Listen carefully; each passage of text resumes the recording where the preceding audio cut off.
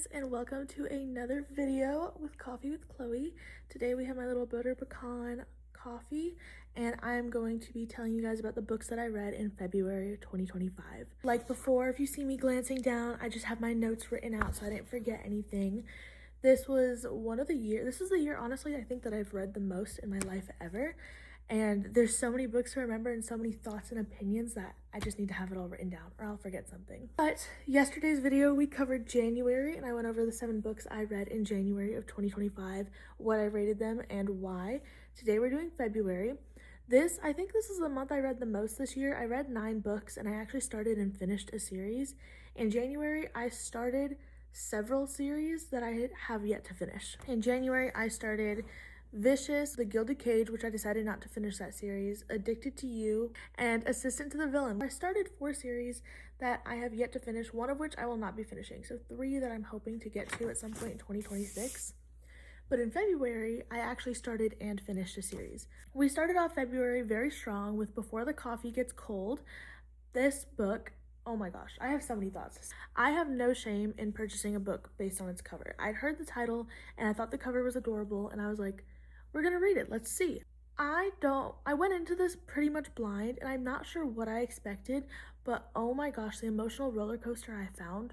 First of all, I don't know if I said it already, 5 stars across the board. Trigger warning for this book, please don't read it if you're triggered by grief, whether it's lovers, spouses, sisters, etc. You will not have a good time.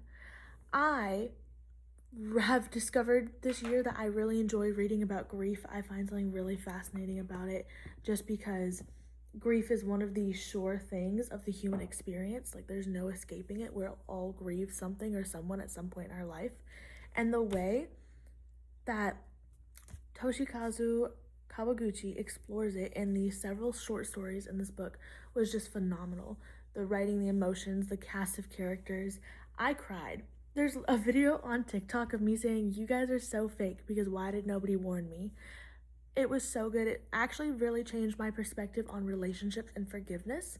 I feel like I learned a lot from it. Number 2 is Dead Romantics by Ashley Poston.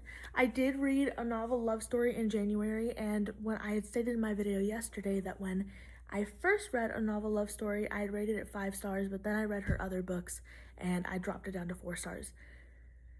I stand by that decision. Dead Romantics was a 5-star book, and I don't think I've cried as hard as I cried and for as long as I cried at Dead Romantics since probably Matthias's death in 6 of Crows. I bought Ashley Poston's books and decided to approach it based on what I'd heard the least about to what I heard the most about. I'd heard nothing about a novel love story, and I was like, well, we'll read that one first. Heard nothing about Dead Romantics, so I read that one second. I swear, the day that I finished it, I was sitting there reading in my living room back in Texas, and I was just sobbing. My mom looks up from the painting she's working on. She's like, are you laughing or crying? Because I sound the same no matter what I'm doing. And I was like, I'm crying. And she was like, are you okay? And I was like, this book. Oh my gosh. Everything about it. Because one, her characters are not too young. So they're well established, they have their careers, etc. She's returning to her hometown, she's dealing with grief, and like just the way the romance was written, because it's a romance between her and this ghost, and so there's no touching or anything like that. It's just the pure emotional intimacy, which I really, really crave in books because sometimes it feels like authors just have abandoned it. This is one of my favorite books of all time. Like when I'm working on starting to condense my list to make my top 5 of the year, and this is definitely going somewhere up there. Number 3 was Beasts of Prey by Ayana Gray. This is the 2nd series in the month of February that I started and haven't finished yet. And I haven't finished it yet because I haven't been able to find the next book in a Barnes & Noble or Books A Million near me. Beasts of Prey, I rated it 5 stars. This really filled the void in me for fantasy that was left by the disappointment of the Prison Healer series, because the world building was 10 out of 10. The magic system was 10 out of 10. It was really interesting. The kind of belief system that was built into the book was so well written, and it was different from anything I've read before because it was not Eurocentric. I don't think I've ever read a Afrocentric fantasy novel, which is definitely a failing of mine. So I will be finishing the series in 2026. Anna Gray really also did a great job of examining abuse, indoctrination, indentured servitude, and persecution. She did not shy away from addressing any of those issues just in the first book. And the first book was really just set up for, I feel like, what's going to be the actual story. So I cannot wait to see how deep she gets into it in the second book. Number 4 is actually 3 books because it's the series that I finished. So it was Once Upon a Broken Heart by Stephanie Garber. I read Caraval in December of last year. My sister loved this. She'd never read Caraval, but she loved the Once Upon a Broken Heart series, and I was like, oh my gosh, yes, okay, let's read it. As a whole, I give the series a 4 stars. The first book, I give 4 stars. The second book, I give 5 stars. And the third book, I give like 3.5 stars. For 1, I love Jax and I love Ava Evangeline. I don't remember how people were pronouncing her name. I thought Evangeline was a really interestingly complex character because when you look at her, she's just she seems very 2D when you first start, but the decisions that she makes and the way that she sees the world and interacts with the world around her, she's so complex and honestly morally gray. And I just love that so much because the bright pink dresses girly wants to be in a fairy tale being one of the morally gray characters of the story, that's amazing. I love that so much. I thought Stephanie Garber did a great job. Jax was also a very interesting like villain, morally gray accomplice type deal. I think everybody loved Jax. There's so much to love about him, from his nature to his sense of humor, everything about him. I just adored him so incredibly much. I don't really have much else to say about that.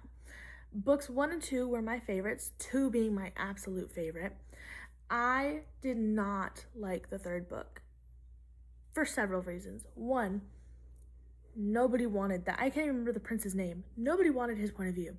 His point of view honestly made me uncomfortable. I just did not enjoy it. And I feel like it didn't add much to my understanding of the story. Or like, at least it could have been balanced out more. Like, I wanted more Jack's perspective chapters and stuff like that. Like, if it had been a bit more even, I think it would have been great. But we kept, Apollo's his name. We kept getting Apollo. I did not care about Apollo. I didn't want Apollo's point of view. And because of how unbalanced it was, it made the ending feel more rushed than I think it would have felt if we'd gotten more of Jax's perspective. Because it just kind of seemed to all of a sudden happen. Like, I couldn't really fully track the evolution of their relationship and like what was going on. And then suddenly it was like, oh, the book's over. Number 5 was The 7-Year Slip by Ashley Poston. I don't have a whole lot to say about this other than I loved it. It was 5 stars. I really, again, Ashley Poston just writes about grief in a way that makes me, like, I'm speechless. Okay, let me stop being dramatic. She writes about grief in a way that makes me feel so seen and equipped, if that makes sense. I don't know if it does. But the way she writes about it, the way she writes the characters, the way she writes men who yearn. I never have to worry about the objectification of female main characters in Ashley Poston's books. Now, I have not read Sounds Like Love, so I don't know if it's changed, but every single book, even A Novel Love Story, which was my least favorite of the 3, the men just, oh my god, they yearn for and love these women, and it just fills a part of my heart, because I read a lot of disappointing romance books this year, and rereading these reminds me of the fact that at least there's people out there that fit into the type of romance I like to read. The 8th book was King of Scars by Leigh Bardugo. Now, I've not made enough videos on this channel for you guys to understand how deep I go with Leigh Bardugo.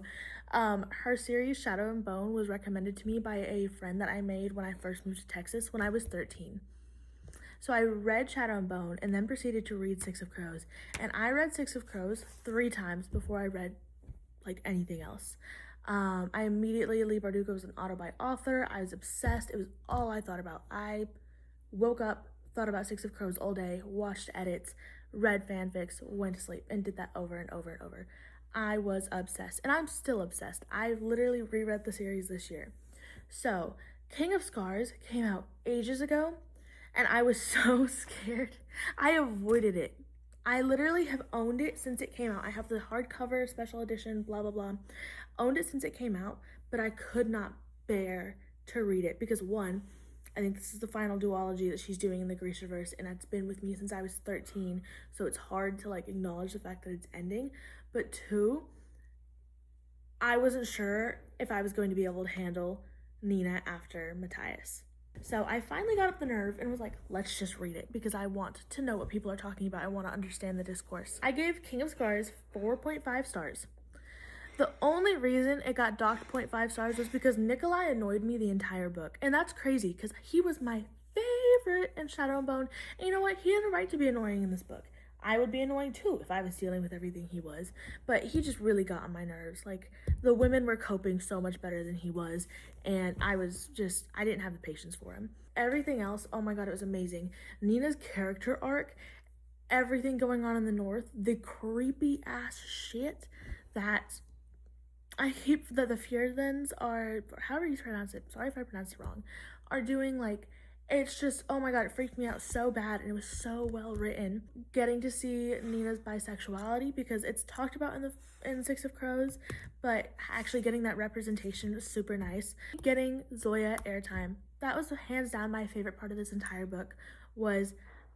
We all did not like Zoya at first in the Shadow and Bone series, of course, we weren't meant to, but actually getting her backstory and understanding how deep all this stuff runs and seeing her after she's been through so much, it was just amazing. And I'm so excited. I've been putting off Rule of Wolves since February because Nikolai annoyed me so bad, but I loved Zoya so much that I'm going to try and read it this month or next month because I have it. It's on my shelf. It just needs to be read. This next book sent me into the only reading slump that I was in this year. I read this, and then in the month of March, I was only able to read 2 books because I was still hung up on this book. And that is Normal People by Sally Rooney. I gave this book 5 stars. I am so glad I waited to read it and I did not read it when it first came out. If I had read it when it first came out, I think I would have been obliterated. I would have died. It would have been too much. It was really one of my first introductions into like literary fiction. I feel like the type of literary fiction I really love now because the characters are so painfully real. I feel like every single teenage girl can relate to Marianne in the first however many chapters of the book, and the situationship, the embarrassment, like the way she's being treated by Connell. I also love Sally Rooney does not shy away from talking about real things in her books, and it makes them so much more immersive. Like, her characters will be sitting there doing this, that, and the third, and having real conversations about conflicts going on in the world. I remember being so blown away by a mention of Palestine in this book when I read it because I was still so ignorant and did not fully understand the history, how long everything has been going on there. She's talked about it in every one of her books that I read. When I finished this book the first time, I read it twice this year. When I finished it the first time, I felt this numb emptiness. Not because it was bad, but just because I was like, there's so much to process and I don't know where to start. When I read it the second time, I felt a little bit less sick. I immediately went and bought the rest of Sally Rooney's books when I finished it. I bought Conversations with Friends, I bought Beautiful World, Where Are You, and I bought Intermezzo, and they're all on my shelf, and I'm working my way through them. That is today's video of the books that I read in February, what I rated them, and why. I'll probably combine March and April into one video because I only read 2 books in the month of March because I went into this crazy reading slump after Normal People. Thank you so much for watching. As always, like, comment, subscribe if you are enjoying my content. And if you want to see more of my content, I post on TikTok every single day. My @ is Coffee with Chloe. And yeah, I'll see you guys over there.